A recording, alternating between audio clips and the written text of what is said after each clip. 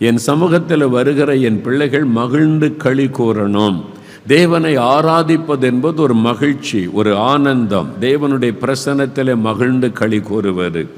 அதற்கு தான் தேவன் இந்த பர்வதத்திற்கு உங்களை அழைத்து கொண்டு வந்திருக்கிறார், உங்களை மகிழ பண்ணுவதற்காக. இன்றைக்கு இந்த வந்திருக்கிற நீங்கள் யாவரும் ஒரு ஆவிக்குரிய மகிழ்ச்சி களி கூறுதலோடு இந்த ஆராதனை முடிந்து செல்ல போகிறீங்க. ஆண்டவர் உங்களை மகிழ பண்ணி அனுப்ப போகிறார். ஒருவேளை ஒரு கவலையோடு வந்திருக்கலாம், ஒரு பயத்தோடு வந்திருக்கலாம், ஒரு பாரத்தை சுமந்து கொண்டு வந்திருக்கலாம், இதற்கு என்ன செய்ய அதற்கு என்ன செய்ய என்ற கலக்கத்தோடு வந்திருக்கலாம், ஒரு வியாதியினாலே பாதிக்கப்பட்டு வந்திருக்கலாம். எந்த ஒரு காரியம் உங்களுடைய சந்தோஷத்தை கெடுக்கிற ஒரு காரியம், அந்த கவலையோடு இந்த இடத்துக்கு நீங்கள் வந்திருக்கலாம். ஆண்டவர் ஏன் உங்களை இங்கே கொண்டு வந்திருக்கிறார்? உங்களை மகிழ பண்ணுவதற்காக, உங்களை சந்தோஷத்தோடு இந்த இடத்தை விட்டு அனுப்புவதற்காக. அதற்கு தான் இந்த பரிசுத்த பர்வதத்திற்கு தேவன் உங்களை அழைத்து கொண்டு வந்திருக்கிறார். இந்த இடத்தில் ஆண்டவர் அற்புதமான ஒரு வார்த்தை சொல்லுகிறார், என்னுடைய வீடு சகல ஜனங்களுக்கும் ஜெப வீடு எனப்படும்.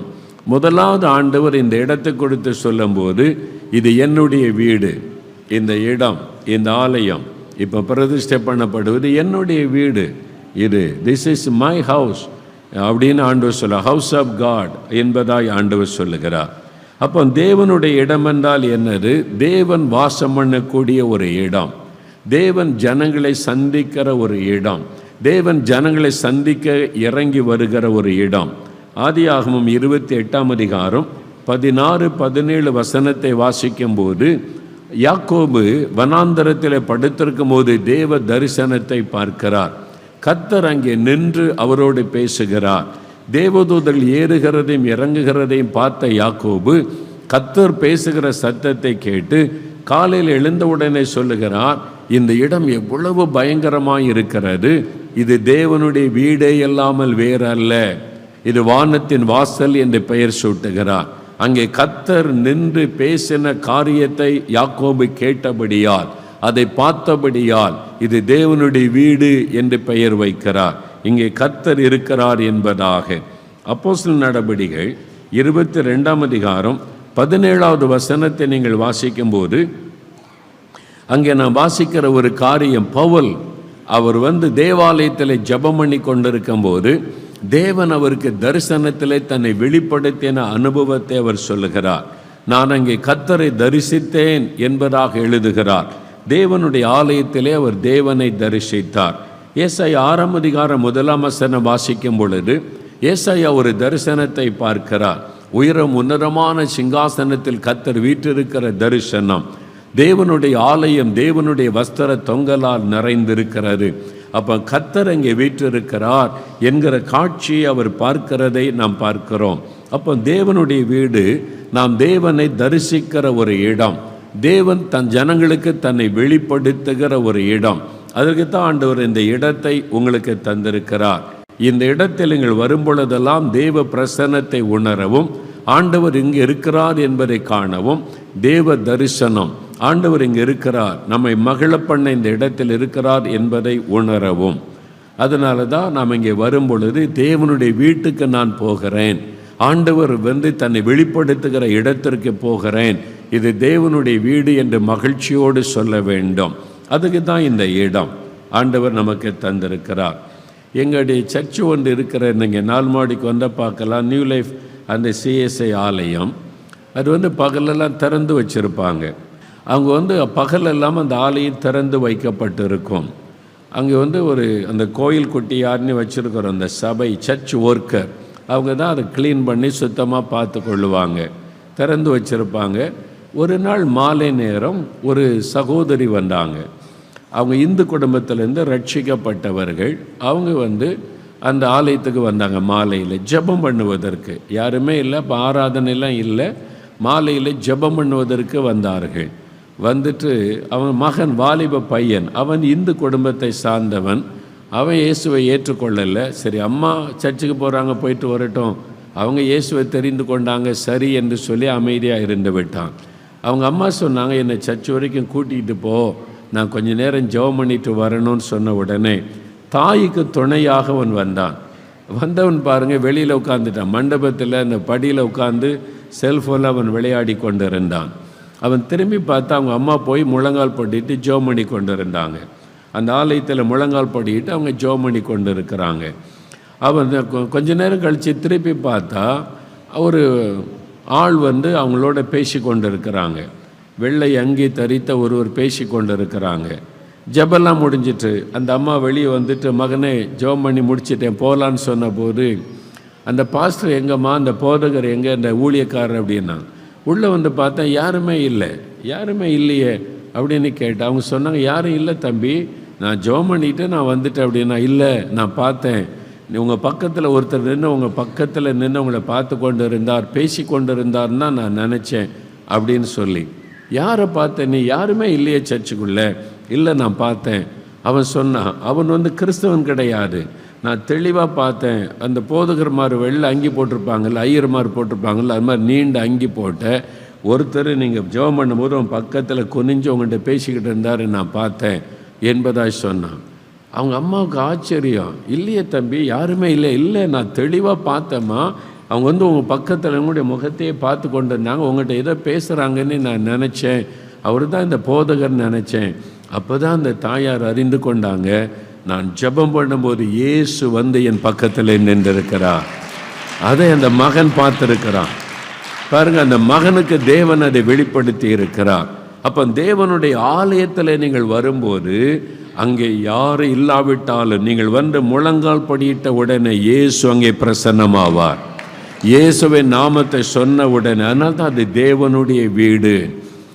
இது தேவனுடைய வீடு, தேவனை தரிசிக்கிற ஒரு இடம், தேவனுடைய குரலை கேட்கிற ஒரு இடம் இந்த இடம்.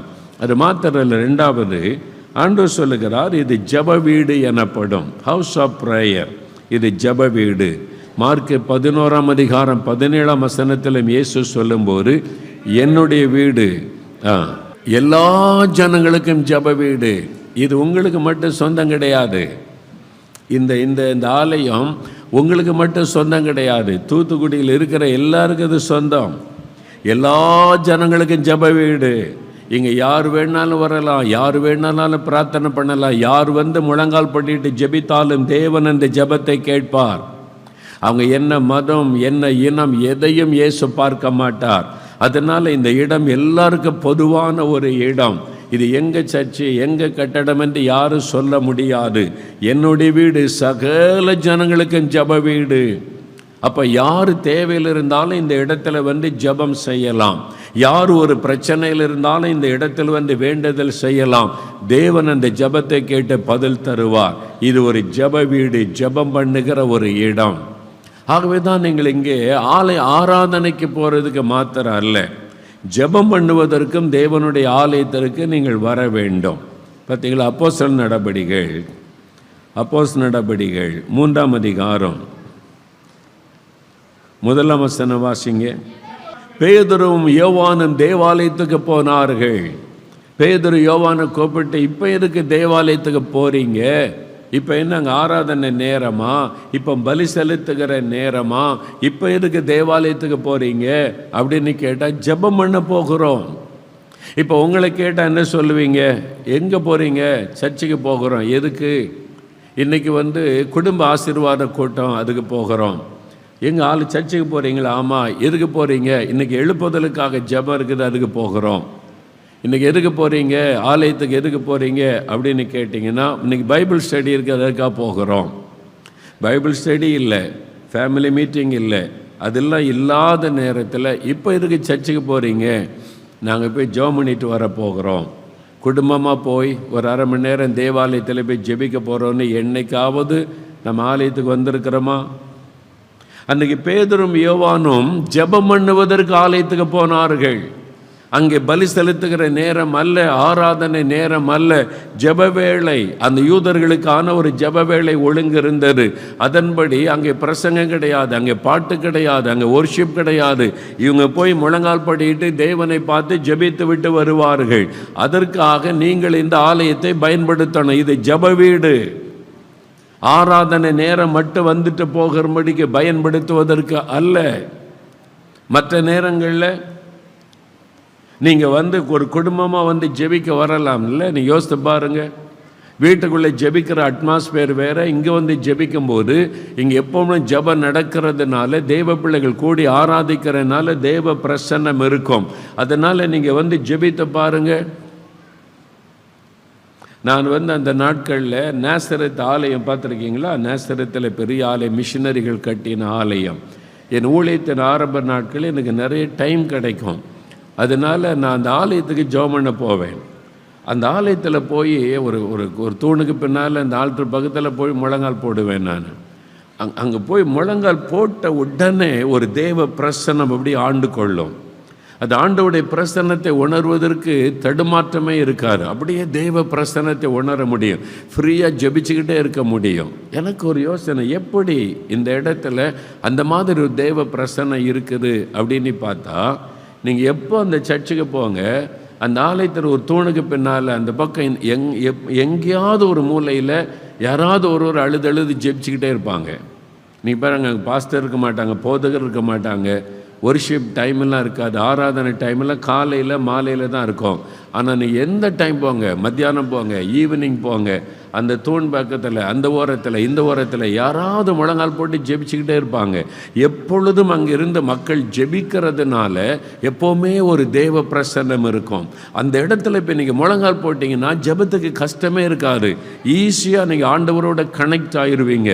அப்படியே தேவ பிரசன்னத்தை உணர முடியும். இந்த ஆலயம் அதுக்கு தான் உங்களுக்கு தேவன் கொடுத்திருக்கிறார். இது ஒரு ஜெப வீடு. அல்லேலூயா. நீங்கள் வரணும், ராத்திரியில் வந்து ஜெபம் பண்ணுங்க. குடும்பமாக வாங்க, ஃபேமிலியாக வாங்க.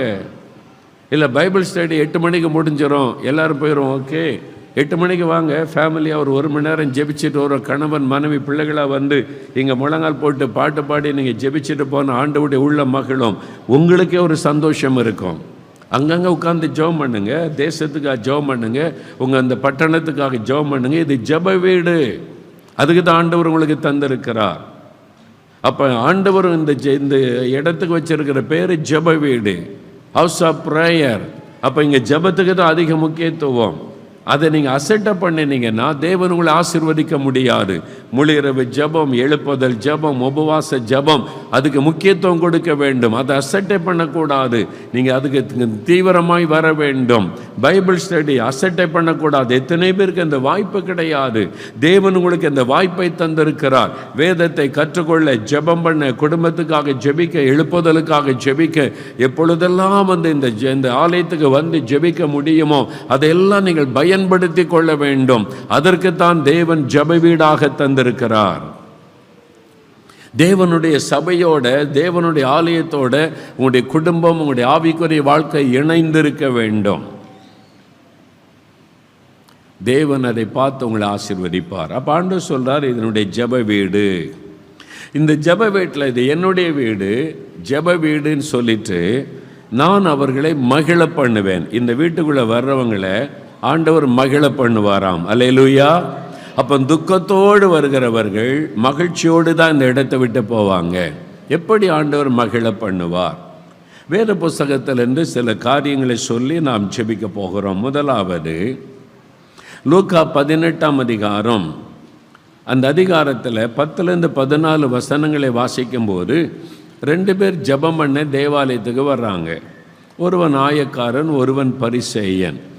பரிசேயன் வந்து தன்னை நீதிமானாய் காண்பிக்கும்படி ஜெபம் செய்கிறான். ஆனால் இந்த ஆயக்காரன் ஆண்டவருடைய சமூகத்தில் வந்து, பாவியாகி என் மீது கிருபையாயிரும் ஆண்டவரே என்று தன்னை தாழ்த்தி ஜெபிக்கிறான். அந்த ஆலயத்துக்குள்ளே வரும்போது அவனுக்குள்ளே பாவத்தினால் உண்டான பாதிப்பு இருந்தது, துக்கம் இருந்தது, பாவத்தின் பாரம் அழித்து கொண்டிருந்தது. ஐயோ, நான் ஒரு பாவியான மனிதன், என் பாவம் மன்னிக்கப்பட வேண்டுமே. அந்த பாவத்தின் நிமித்த சந்தோஷத்தை இழந்து போயிருந்தான். இப்பொழுது தேவனுடைய ஆலயத்தில் வந்து கர்த்தரிடத்தில் பேசுகிறான். முழங்கால் படியிட்டு, பாவியாகி என் மேலே கிருபையாயிரும் என்று. ஆண்டவர் இயேசு சொல்லுகிறார், அவன் நீதிமானாக்கப்பட்டவனாய் திரும்பி போனான். அவனுடைய ஜெபம் கேட்கப்பட்டது. பாவத்தின் பாரம் அவனை விட்டு எடுக்கப்பட்டது. பாவத்தினால் உண்டான துக்கம் நீங்கி அவன் மகிழ்ச்சியோடு அந்த ஆலயத்தை விட்டு வெளியே போகிறான். அதுதான் இங்கே நடக்க போகிறது. பாவத்தோடு வருகிறவர்கள் இந்த ஆலயத்தில் வந்து ரட்சிக்கப்பட போகிறார்கள். பாவத்தின் பாரத்தோடு வருகிறவர்கள் ரட்சிக்கப்பட போகிறார்கள்.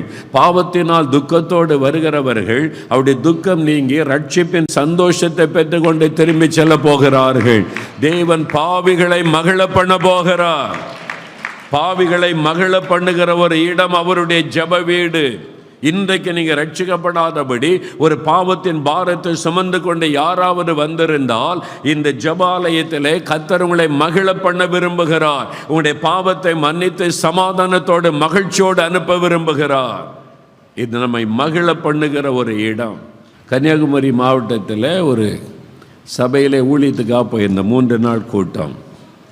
பகல் நேரத்தில் ஆலயத்துக்குள்ளே ஜெபம் வைக்கப்பட்டிருந்தது. இப்போ நிறைய பெண்கள் ஜெபத்துக்கு வருவாங்க. அப்போ அவங்களுக்கு நாங்கள் குழுவாக போயிருந்தோம். காலையில் நிறைய பெண்கள், ஆண்கள் சைடில் ஒரு 10 பேர் உட்கார்ந்துருந்தாங்க. அது பகல் நேரம், நான் நினைக்கிறேன் வெள்ளிக்கிழமைன்னு நினைக்கிறேன். வந்து உட்கார்ந்துருந்தாங்க. கொஞ்சம் பிள்ளைகள்லாம் இருந்தாங்க. எல்லாம் ஜெபம் பண்ணுவோம், இந்த ஊருக்காக ஜெபம் பண்ணுவோன்னு ஜெபம் நடத்தினோம். அப்போ பிரசங்க நேரம் வந்தபோது நான் வந்து இயேசுனுடைய சிலுவை பற்றி ஆண்டவர் பேச சொன்னார். அந்த சிலுவை பாடு, மரணம், அதனால் உண்டாகிற ஆசீர்வாதங்களை நான் பிரசங்கம் பண்ணி ஜெப நேரம் எல்லாம் ஜெபிக்கலாம். பிரசங்கம் முடிந்து ஜெப நேரத்தில் ஜெபம் பண்ணி கொண்டிருக்கும்போது திடீரென்று ஒரு தகப்பனார் அவர் சத்தமிட்டார். பலத்த சத்தமா, ஐயோ ஆண்டவரே என்னை மன்னியும், என்னை மன்னின்னு அப்படியே சத்தமாக அழுகிறார்.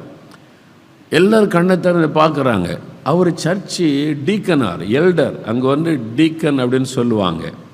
நம்ம ஊரில் பாஸ்டேட் கமிட்டி மெம்பரும்பாங்க, அங்கே வந்து டீக்கன் அப்படின்னு சொல்லுவாங்க. டீக்கனார் அப்படி தான் சொல்லுவாங்க. அவர் ஒரு வயசானவர் அழுகிறார். அப்படி ஏங்கி ஆண்டவரே என்னை மன்னியும், என்னை பரிசுத்தப்படுத்தும், என் பாவத்தை மன்னியுன்னு சத்தமிட்டு அழுகிறார். 5 நிமிஷம் 10 நிமிஷம் எல்லாரும் அமைதி ஆகிட்டாங்க. ஆச்சரியமாக, நானே ஆச்சரியமா, என்னடா அந்த திடீர்னு இப்படி சத்தமிட்டு அழுகிறார் என்பதாய். அப்புறம் அப்படியே ஜெபம் பண்ணி அவர் மகிழ்ச்சியோடு அப்படியே ஆசுவாசமானார். அப்புறம் ஜெபெல்லாம் முடிஞ்ச பிறகு அந்த ஐயா கூப்பிட்டு பேசுகிறேன், என்னையாச்சு உங்களுக்கு திடீர்னு அப்படின்னு கேட்டேன். அவர் சொன்னார், நான் டீக்கனார் தான் சர்ச்சில், ஆனால் என்கிட்ட நிறைய பாவம், நான் இந்த ரட்சிக்கெல்லாம் படலை, நீங்கள் சொல்கிற இந்த அனுபவம்லாம் எனக்கு இல்லை. நீங்கள் பிரசங்கம் பண்ணி ஜெபிக்க சொன்னபோது நான் இந்த ஆலயத்தில் ஒரு காட்சியை பார்த்தேன். அதை பார்த்து தான் என்னால் அடக்கி கொள்ள முடியாமல் சத்தமிட்டு அழுதேன்னு சொன்னார். என்ன காட்சி பார்த்தீங்க அப்படின்னு கேட்டேன்.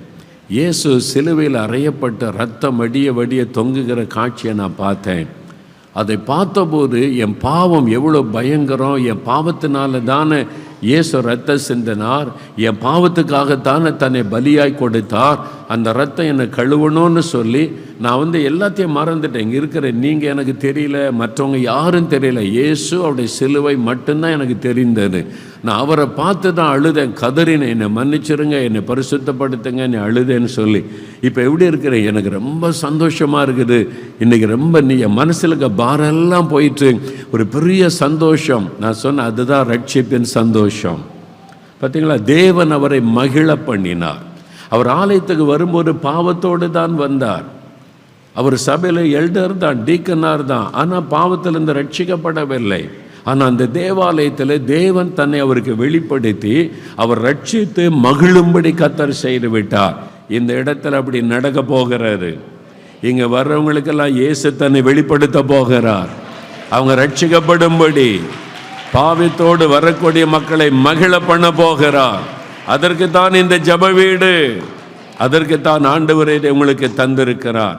அப்போ நீங்கள் அதை விரும்பி ஜெபிக்கணும். இங்கே பாவத்தோடு வருகிறவர்கள் மனம் திரும்பி ரட்சிக்கப்பட்ட சந்தோஷத்தோடு போகணும், ஒரு மகிழ்ச்சியோடு போகணும். இது தேவன் உங்களை மகிழ்விக்கிற ஒரு இடம். ரெண்டாவது, இந்த ஆலயத்திற்கு துக்கத்தோடு வர்றவங்க யார் அப்படின்னு பார்த்தீங்கன்னா, லூக்கா 13ஆம் அதிகாரம் 10 முதல் 13 வசனம் நீங்கள் வாசித்தால், ஒரு ஓய்வு நாளில் அவர் ஜெப ஆலயத்தில் போதகம் பண்ணி கொண்டிருந்தார். அப்பொழுது 18 வருஷமாய் பலவீனப்படுத்தும் ஆவியை கொண்ட ஒரு ஸ்திரீ அங்கே இருந்தால், அவள் எவ்வளவும் நிமிரக்கூடாத கூனியாயிருந்தாள். இயேசு அவளை கண்டு தம்மிடத்தில் அழைத்து, ஸ்திரீயே, உன் பலவீனத்தினின்று விடுதலையாக்கப்பட்டாய் என்று சொல்லி அவள் மேல் தமது கைகளை வைத்தார். உடனே அவள் நிமிர்ந்து தேவனை மகிமைப்படுத்தினாள். பாருங்க, தேவன் ஜெபாலயத்தில் வந்த ஒரு பெண் வியாதியோடு வந்திருக்கிறாள். 18 வருஷம் அவளுக்கு துக்கம்.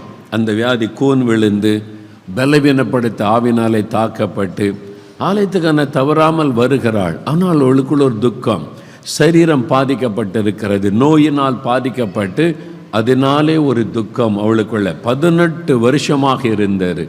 வெளியே சொல்லாவிட்டாலும் நம்முடைய உள்ளத்துக்குள்ள துக்கம். நான் அப்படி கூனி ஆயிட்டேனே, குனிந்து நடக்கிறேனே, எல்லாரும் கூனின்னு என்னை பரிகாசம் பண்ணுறாங்களே, அவளுக்குள்ள அந்த வேதனை இருந்திருக்கும். ஆனால் இயேசு அந்த இடத்துல வந்தபோது ஆண்டவர் அவளை சுகமாக்கி மகிழ பண்ணினார். அவருடைய நோய்களை மாற்றி ஆண்டவர் அவளை மகிழ பண்ணினார். இன்றைக்கி இந்த இடத்துல நீங்கள் வியாதியோடு வந்திருக்கலாம், பலவீனத்தோடு வந்திருக்கலாம், எத்தனையோ வருஷமாய் உங்களை தாக்கியிருக்கிற நோயின் வேதனையோடு வந்திருக்கலாம். ஆண்டவர் இன்றைக்கு உங்களை மகிழ பண்ண போகிறார். அல்லேலூயா. உங்களை சுகமாக்கி மகிழ்ச்சியோடு அனுப்ப போகிறார். என் ஜெப வீட்டிலே நான் அவளை மகிழ பண்ணுவேன் என்று சொன்ன ஆண்டவர், உங்களுடைய சந்தோஷத்தை பாதித்திருக்கிறது உங்களுடைய வியாதி, உங்களுடைய பலவீனம், உங்களுடைய குழந்தைகளுக்கு வியாதி, உங்களுடைய நோயினால் பாதிக்கப்பட்டு மகிழ்ச்சியை இழந்து வந்திருக்கலாம். உங்களை மகிழ பண்ண போகிற தேவன் அவர். அதுக்கு தான் தேவன் இந்த ஜெப வீட்டிற்கு உங்களை அழைத்து வந்திருக்கிறார். இன்றைக்கு மாத்திரம் அல்ல, எந்த வியாதியஸ்தரை இந்த ஆலயத்தில் வந்து இயேசுவேன்னு ஜெபித்தால் அவங்க சுகத்தோடு போவார்கள். இந்த இடத்துல இந்த அற்புதம் நடக்கும். அதுக்கு தான் ஆண்டவர் இந்த ஜெப வீட்டை ஏற்படுத்தி கொடுத்திருக்கிறார். மத்தேயு 21 13-14 வசனங்களை வாசித்தால், இயேசு தேவாலயத்தில் வந்து சவுக்கு எடுத்து சுத்தம் பண்ணுறார். முதல்ல அடித்து எல்லாரையும் விரட்டி, என்னுடைய வீடு ஜெப வீடு, நீங்கள் கள்ளர் கோகை ஆக்கிட்டீங்களே, என்ன சுத்தம் பண்ணுறார். இயேசு கோபத்தோடு எல்லாத்தையும் சுத்தம் பண்ணிகிட்டு இருக்கும்போது அந்த வசனம் வாசிங்க. சப்பானிகளும் தேவாலயத்திலே அவரிடத்திற்கு வந்தார்கள், அவர்களை சொஸ்தமாக்கினார். பார்த்தீங்களா, குருடர், சப்பானிகள் எல்லாரும் அந்த ஆலயத்துக்கு வந்திருந்தாங்க. நிறைய தர்மம் எடுக்கும்படி உட்கார்ந்துருப்பாங்க ஆங்காங்கே. இயேசு வந்திருக்கிறாரு தெரிஞ்ச உடனே எல்லாரும் இயேசுகிட்ட வர்றாங்க. தேவாலயத்தில் இயேசுவே நீ எல்லாரையும் அவர் குணமாக்கினார். அப்போ என்ன நடக்க போகிறது? வியாதியின் நிமித்தம் துக்கத்தோடு வருகிற எல்லாரையும் இந்த இடத்தில் ஆண்டவர் குணமாக்க போகிறார். அவளை மகிழ பண்ண போகிறார். ஆண்டவர் அற்புதம் செய்து மகிழ பண்ணுகிற ஒரு தேவன்.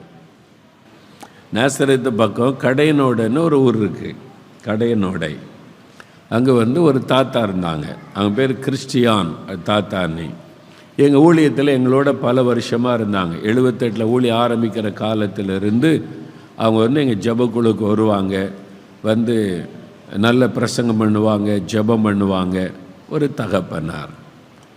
அவங்க கடையனோடியிலேருந்து 4 மாடிக்கு வரேன்னா பஸ் ஏறி இப்படி வந்துடலாம், நடந்தே வருவாங்க.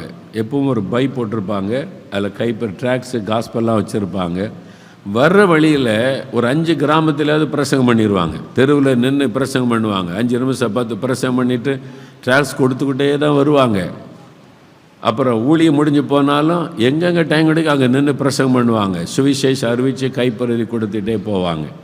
இயேசுவின் மேலே அவங்களுக்கு ரொம்ப அன்பு.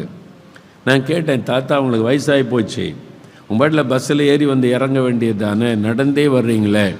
இல்லை, நான் நடந்து வந்தால் இத்தனை பேருக்கு சுவிசேஷம் சொல்லலாம்ல, வர்ற வழியில் நான் சொல்லிக்கிட்டே வருவேன். இயேசுவின் மேலே அவ்வளவு அன்பு, இயேசுவை அறிவிக்கிறதில்ல. எதனால் அவங்க இவ்வளோ அன்பாக இருக்கிறாங்க அப்படின்னு சொல்லி நான் கேட்டேன். அப்போ அவங்க சொன்னாங்க, இயேசு கிறிஸ்துவை நான் இவ்வளோ நேசித்து செய்கிற காரணம், ஒரு நாளில் நான் வியாதிப்பட்டு சப்பானியாக இருந்தேன்னு சொன்னாங்க. கால் நடக்க முடியாது. அவங்களுக்கு கல்யாணமாகி பிள்ளைகள்லாம் இருந்தாங்க. திடீரென்று 2 கால்களும் நடக்க முடியாமல் ஆயிட்டான். நடக்க முடியாமல் ஆன உடனே படுக்கையிலே இருந்தாங்க. எத்தனையோ டாக்டர்கிட்ட போய் பார்த்தாச்சு, சுகம் உண்டாகலை. கைவிடப்பட்ட நிலைமை. வீட்டுக்குள்ளேயே சொன்னாங்க, தவிழ்ந்துக்கிற நிலைமை. 4 காலில் நடப்பேன், எளிமை நிற்க முடியாது, தவிழ்ந்து கொண்ட வீட்டுக்குள்ளே. பிள்ளைகள்லாம் கூட சில நேரம் சிரிக்கும், சின்ன பிள்ளைகள். எப்படியாவது நான் சுகம் பெறணும் அப்படின்னு சொல்லி நான் இப்போ ரட்சிக்கப்படலை. சிலர் ஜெபிக்க வருவாங்க, நோய்க்கும் பாரு பேய்க்கும் பாருன்னு சொல்லி ஒருத்தர் சொன்னாங்க, ஒரு மந்திரவாதி இருக்கிறான், அவன் வந்து மந்திரவாதம் பண்ண உங்களுக்கு எல்லா பாவ சாபெல்லாம் போய் நீங்கள் எளிமை நடந்துருவீங்க அப்படின்னு சொன்னாங்க. பார்த்தீங்களா, அப்படி ஆலோசனை கொடுக்குற கிறிஸ்தவங்களும் இருக்காங்க பாருங்கள். நோய்க்கும் பாரு பேய்க்கும் பாரு அப்படின்னு சொல்கிற சில கிறிஸ்தவர்கள். சார் அப்போ என்ன பண்ண, எல்லாம் கிறிஸ்தவ ஊராக இருக்குது, எங்கள் தெருவெல்லாம் கிறிஸ்தவங்க, வெளியே தெரிஞ்சால் அது நல்லா இருக்காதே அப்படின்னு சொன்னால், நடுராத்தில் தான் பூஜை நடக்கும், யாருக்குமே தெரியாது, நான் கூட்டிகிட்டு வரேன். அவன் வந்து சில கோழி இதெல்லாம் பலி செலுத்தணும்னு சொல்லுவான், வீட்டுக்குள்ளே வச்சு கதவை மூடி பண்ணிடலாம். சொன்னோடனே சரி அப்படின்னு சொல்ல, எவ்வளோ பணம், இவ்வளோ 1000 வேணும், சரின்னு சொல்லி நடுராத்தில் மந்திரவாதி கூட்டிகிட்டு வந்து யாருக்கும் தெரியாமல் ஊரே உறங்கின பிறகு வீட்டுக்குள்ளே உட்காந்து கதவை மூடி மந்திரவாதம் அதெல்லாம் பண்ணி பலி செலுத்தி ரத்தம் சிந்தி அப்படியே மந்திரவாதம் பண்ணி அப்படியே அவரை செழுமை நடக்க பண்ணுறதுக்கு அப்படியெல்லாம் பண்ணியிருக்கிறான். அவன் என்ன தான் பண்ணான் தாத்தான்னு கேட்டேன். அவங்க சொன்னாங்க, அப்போ நான் ரட்சிக்கப்படலை, எனக்கு ஆண்டவர் பற்றி இயேசுக்குள்ளே நான் வரலை, ஏதோ பண்ணிட்டேன் தப்பு. அவன் வந்து மந்திரவாதம் பண்ணி கையை வெட்டி அந்த ரத்தத்தெல்லாம் கொடுத்தான் நான் குடிக்கிறதுக்கு, மனுஷ ரத்தம். ஐயோ, எப்படியாவது சுகம் வேணும்னு எல்லாம் செஞ்சேன், நான் சுகமே கிடைக்கல, பணம் தான் போச்சே தவிர அவன் போயிட்டான், இப்போ சுகமும் கிடைக்கல. இனிமேல் செத்து போயிடுவோம், இனிமேல் அவ்வளோதான், வாழ்க்கை முடிஞ்சு போச்சு அப்படின்னு நான் இருக்கும்போது ஒரு ஜெபம் பண்ணுற அம்மா வந்தாங்க. அவங்க யாரோ ஒரு வீட்டுக்கு ஜெபிக்க வந்தவங்க, இப்படி ஒரு ஐயா நடக்க முடியாமல் இருக்கிறாரு, அவருக்கு வந்து ஜெபம் பண்ணுங்க என்னோடனே ஒரு ஜெபம் பண்ணுற தாயார் ஏதோ ஒரு ஊர்லேருந்து வந்திருக்கிறாங்க. அவங்கள யாரோ கூட்டு போயிருக்காங்க அவங்க வீட்டுக்கு வாங்கன்னு. இவங்க போன உடனே அவங்கள பார்த்துருக்காங்க, அவருடைய நடக்க முடியாமல் அப்படி படுக்கையில் இருக்காங்கல்ல. இவங்க வந்து ஏதோ அழுத நமக்காக ஜெபம் பண்ணி விடுதல் வாங்கி தருவான்னு பார்த்தா, நீ உன் வாலிப நாட்களின் பாவத்தை விட்டு மனம் திரும்பு, இயேசு உன்னை குணமாக்குவான்னு போயிட்டே இருந்துட்டாங்களாம். அவ்வளோதான். அவங்க வந்து இவருக்காக ஆண்டவரை இறக்கம் செய்யுங்க, மன்னிங்க, இவருக்கு சுகம் கொடுங்கலாம் ஜெபிக்கலை. உன் பாவத்தை விட்டு மனம் திரும்பு, இயேசு குணமாக்குவார் அப்படின்னு போயிட்டாங்களாம். அந்த வார்த்தை அவரை தொட்டார். பார்த்தீங்களா, ஆண்டவர் எப்படி ஆத்மாவை சந்திக்கிறார். அந்த வார்த்தை ஈட்டி போல தொட்டார். ஏன்னா அந்த தாயார் நல்ல ஒரு தேவனுடைய மனுஷியாக இருந்திருக்கணும். அவங்க யாருன்னு எனக்கு தெரியல, ஐயா தான் சொன்னாங்க. அப்போ வந்து சொல்லிட்டு போயிட்டாங்க. அந்த வார்த்தை உள்ள உணர்த்தின உடனே வீட்டில் மனைவி பிள்ளைகள்லாம் இருக்கிறாங்க. அவருக்கு பக்கத்தில் அதே தெருவில் தான் சர்ச் இருக்குது, கடையனோட CSI சர்ச்சு. இவங்க என்ன பண்ணியிருக்காங்க, ஒரு நாள் பகல் நேரத்தில் எப்பவும் கதவு திறந்திருக்கும் ஆலயத்தில், காலையிலேருந்து ராத்திரி வரைக்கும். அப்போ அதனால் இவர் வந்து தவண்டுக்கிட்டே போனாங்களே சர்ச்சுக்கு. ஆண்டவர் உணர்த்தின உடனே, பாவத்தை விட்டு மனம் திரும்பி உணர்த்தின உடனே, இனி கடவுளை தான் தேடணும், ஆண்டவரை தேடணும்னு சொல்லி ஆலயத்துக்கு தவழ்ந்து கொண்டே போனால் ஆலயம் திறந்திருக்குது யாருமே இல்லை. இப்படி ஆல்டர் பக்கமாக ஒரு தூண் பக்கமாக வந்து முழங்கால நின்று ஆண்டவர்கிட்ட அழுது இருக்கிறாங்க, என் பாவத்தை மன்னிங்க, நான் ஒரு கிறிஸ்தவனாக இருந்தோம், உம்மை தேடலை, இஷ்டம் போல் வாழ்ந்துட்டேன், என் பாவம் மந்திரவாதெல்லாம் கூட பண்ணிட்டேன், ஆண்டவரே என்னை மன்னிச்சிருங்கன்னு அழுதாங்க. அந்த கண்ணீர் அந்த இடத்துல அப்படியே தேங்கி நின்றது. அவங்க சொன்னாங்க, அது இந்த ஆலயத்தில் அப்படியே கண்ணீர் தேங்கி நின்றது. அவ்வளவு நான் அழுதேன், ஆண்டவரிடத்தில் பாவத்துக்காக அழுதேன். திடீரென்று ஒரு வல்லமை என் மேலே இறங்கினார். அந்த ஆலயத்துக்குள்ள தேவன் யாருமே இல்லை, அங்கே பாஸ்டர் கிடையாது, ஜெப நடத்தாள், தனியாக இவங்க ஜெபிக்கிறாங்க. திடீர்னு ஒரு வல்லமை என் மேலே இறங்கிச்சு. அவ்வளோதான், என் சரீரத்தில் ஏதோ நடந்தது. நான் எழும்பினேன், நடக்க ஆரம்பித்தேன். நான் சர்ச்சுக்கு வரும்போது தவண்டு கொண்டே வந்தேன், ஆனால் சர்ச்சை விட்டு போகும்போது நடந்து வீட்டுக்கு போனேன். அல்லேலூயா. சொன்னாங்க, நடக்க முடியாத என் கால்களை இயேசு தொட்டு என்னை குணமாக்கினார். ஆண்டவர்கிட்ட இந்த அழுது ஜெபித்த போது இயேசு எனக்கு இந்த அற்புதம் செய்தார். அதனால தான் இயேசுவின் மேலே எனக்கு இவ்வளவு அன்பு. அப்போ அவளுக்கு வாசிக்கவே தெரியாதான், ஸ்கூலுக்கு போய் படித்ததே கிடையாது, வாசிக்கவே தெரியாதான். ஆனால் இயேசு மேலே அன்புனால ஒரு பைபிள் வாங்கினாங்களாம். பைபிள் பிரசங்கெல்லாம் ரொம்ப கேட்பாங்களாம். ஆண்டோடைய வசனத்தை கேட்க ரொம்ப ஆசை. பைபிள் வாங்கி வச்சுக்கிடுவாங்களாம். வாசிக்க தெரியாது, ஒன்று புரட்டி பார்த்தா ஒன்றுமே தெரியாது, அவங்க படிக்கவே இல்லையா, ஒன்றுமே தெரியாது. ஆனால் ஜெப, ஆண்டவரே உம்முடைய வசனத்தை கேட்குறேன், நானே வாசித்தா எனக்கு எவ்வளோ நல்லா இருக்கும், எனக்கு வாசிக்க சொல்லித்தாங்கன்னு ஜெபம் பண்ணுவாங்களாம். சிலர் சொல்லுவாங்களா, உனக்கு வாசிக்கவே தெரியாது, எதுக்கே பைபிளை தூக்கிட்டு அலைகிற அப்படின்னு. இல்லை இந்த பைபிள் இந்த வேத வசனம் தான் எனக்கு ரொம்ப முக்கியம்னு சொல்லி பாருங்கள். ஆண்டவர் வாசிக்க படிக்க கற்றுக் கொடுத்தார். அழகாக வசனத்தை வச்சு பிரசங்கம் பண்ணுவாங்க. அவங்க சொன்னாங்க, ஆண்டவர் எனக்கு படிக்க சொல்லி கொடுத்தார், பைபிள் வாசிக்க சொல்லி கொடுத்தார், நான் படிக்க ஆரம்பித்தேன், எனக்கு ஞானம் கொடுத்தார் அப்படின்னு சொல்லி கடைசி வரைக்கும் எங்கள் ஊழியத்தில் இருந்தாங்க. இயேசுடைய ஊழியத்தில் கடைசி வரைக்கும் இருந்தாங்க. மறக்கவே முடியாது அவங்கள. பாருங்கள், ஒரு தேவனுடைய ஆலயத்தில் அவங்க உள்ளே வரும்போது சப்பானியாக வந்தாங்க, ஒரு துக்கத்தோடு வந்தாங்க. ஆண்டோடைய சமூகத்தில் அழுது ஜெபித்து வெளியே போகும்போது மகிழ்ச்சியோடு போனாங்க. அதை தான் ஆண்டவர் சொல்கிறார், என் ஜெப வீட்டிலே நான் உங்களை மகிழ பண்ணுவேன். நீங்கள் இயேசுவை தேடி வந்தால் மகிழ்ச்சியோடு போவீங்க. ஊழியக்காரனை தேடி வந்தீங்கன்னா அந்த பாரத்தோடு தான் போவீங்க. நீங்கள் ஆலயத்துக்கு வரும்போது இயேசு என்ன பேச விரும்புகிறார், இயேசு என்னோடு பேசுவார் என்ற எதிர்பார்ப்போடு வரணும். இயேசு எனக்கு ஏதோ நன்மை செய்ய போகிறார், நான் அவரை பார்க்க போகிறேன். ஆலயத்துக்கு எதுக்கு போகிறீங்க? இயேசுவை பார்க்க போகிறேன். அதான் வீட்டில் இருக்கார், வீட்டில் அவர் என் கூட தான் இருக்கிறார். அந்த தேவாலயத்தில் நாங்கள்லாம் கூடி வரும்போது அவருடைய பிரசன்னம் இறங்கி வரும், அவருடைய மகிமை இறங்கி வரும், அது ஒரு மகிமையாக இருக்கும் அப்படின்னு ஆண்டவரை தரிசிக்கிற ஒரு ஆசையோடு தேவனுடைய ஆலயத்துக்கு வர வேண்டும். என் ஜெப ஆலயத்திலே நான் மகிழ பண்ணுவேன். இன்றைக்கு நீங்கள் வியாதியோடு வந்திருக்கலாம், இயேசு அவருடைய பிரசன்னம் இந்த இடத்துல இருக்கிறதுனால உங்களை சுகமாக்கி மகிழ்ச்சியோடு அனுப்ப போகிறார். அல்லேலூயா. மூன்றாவது பாருங்க, மார்க் 1:21 என்று வாசித்தால், பின்பு கப்பர்நகூமுக்கு போனார்கள். உடனே அவர் ஓய்வு நாளிலே ஜெபாலயத்திலே பிரவேசித்து போதகம் பண்ணினார்.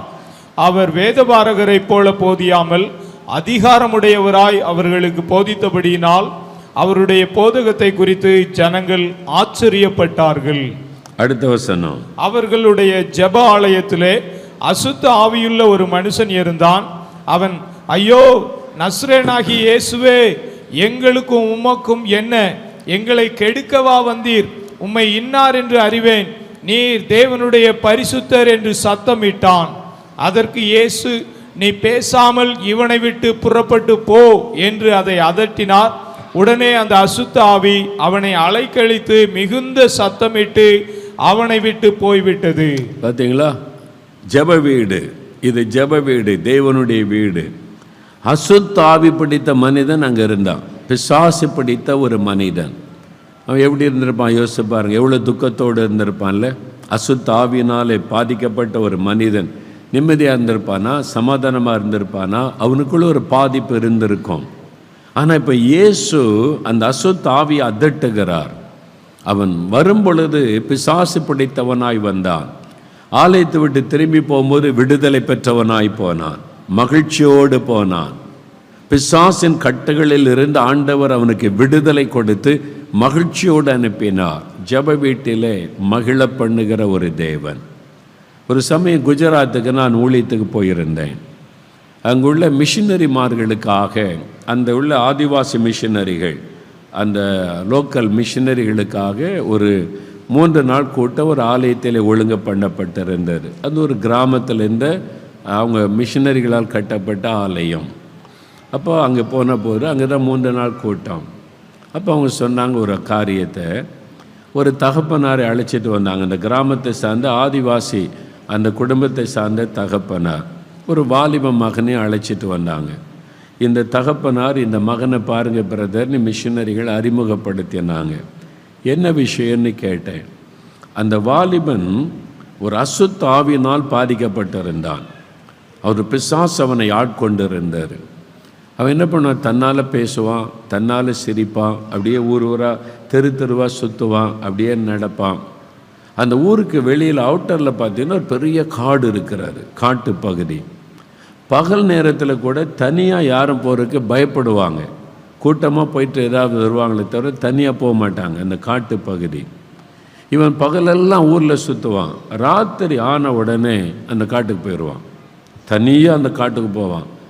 என்ன செய்வான்னு தெரியாது, எல்லோரும் போகிறதுக்கு பயம். காலையில் அந்த காட்டுக்குள்ளேருந்து வருவான்.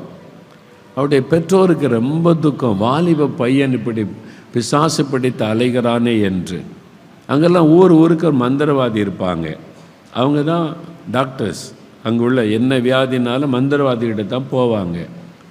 இவனை பல இடத்துக்கு மந்திரவாதிகிட்ட 1, 2, 3 ஒவ்வொரு மந்திரவாதியாக பார்த்து செலவு பண்ணி ஒன்றும் விடுதலை ஆகவில்லை. இது ஒன்றும் செய்ய முடியாதுன்னு விட்டுட்டாங்க. அதனால் தன்னால் பேசி கொண்டு சுற்றி கொண்டு இருப்பான். ஒரு நாள் பாருங்கள், அந்த ஊருக்கே தெரியும் இவன் பிசாசு பிடித்தவன், மனநிலை பாதிக்கப்பட்டவனை போல நடந்து கொள்ளுவான், யார்கிட்டையும் பேச மாட்டான், அழுக்கான உடை உடுத்திருப்பான், குளிக்கிறது சுத்தமாக ஒன்றும் செய்ய மாட்டான், அப்படியே அலைந்து கொண்டு இருப்பான். ஒரு நாள் ஞாயிற்றுக்கிழமை ஆராதனை, அந்த ஆலயத்தில் ஆராதனை நடக்கிறது. தெய்வ பிள்ளைகள்லாம் கூடி நல்ல ஆண்டவரை பாட்டு பாடி ஆராதித்து கொண்டிருக்கிறாங்க. அப்பொழுது அந்த ஆலயத்தின் வழியாக அவன் நடந்து போனான்.